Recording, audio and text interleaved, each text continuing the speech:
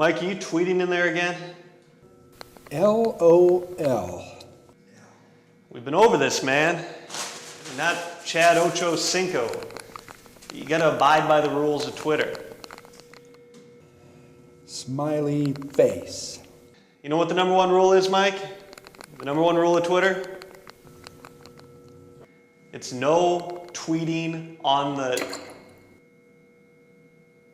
You know, I hope you got one of those waterproof cell phones. OMG.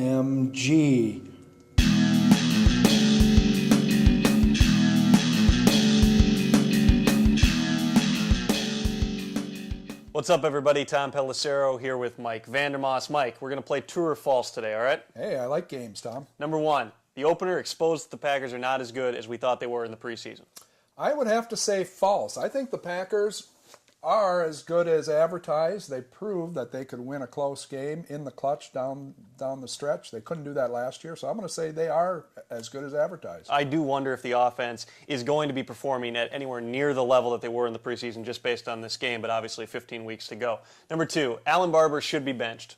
Well, I would say yes if there was a credible alternative. There's not. You can't go with Breno Giacomini. You can't go with Lang at this point, and Mark Tauscher still out of football. So I'm going to have to say stick with Barber, see what he can do next week. I'm going to go false as well, just based on the fact that the entire thing in the offseason was about building continuity, and we wanted to have 5 guys together for the entire season. If you yank a guy after one game, that's not really giving a guy a chance to work in.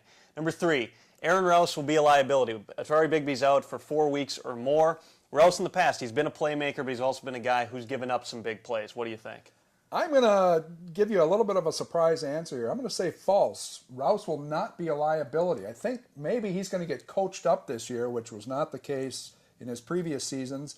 I think they're going to get him ready, and he may have a big chance here to become a starter full-time. Maybe Bigby doesn't get his job back if he performs well enough. I'm going to go with a big question mark on that one, simply because in the past, again, he's made plays, but he's also given up plays, and I just wonder, because those 2 or 3 plays that he's had in the past, you think back to the Detroit game last year where twice Calvin Johnson took one up the seam because Rouse either wasn't aligned right or didn't take the correct angle to him. I just wonder, can he put together 4 full quarters in a game over several weeks in a row? Last one, Packers will start 3-0. Well, this is the most basic question I've heard all week. Yes, the Packers are going to go 3-0. I mean, they aren't going to lose to the Bengals. They aren't going to lose to the Rams next week in St. Louis. That's a no-brainer. They go to Minnesota 3-0. The Vikings will be 3-0. We can start talking about that hype in 2 weeks. I will hedge on this simply because the Rams looked terrible last week. Otherwise, I would give any other team, the first road game, I would give a chance that there can be a letdown. But gosh, when you get beat like they did in Seattle last week, I don't think they're a very good football team. For Mike, I'm Tom. See you next week. Nice. TTYL. They're up. Hey.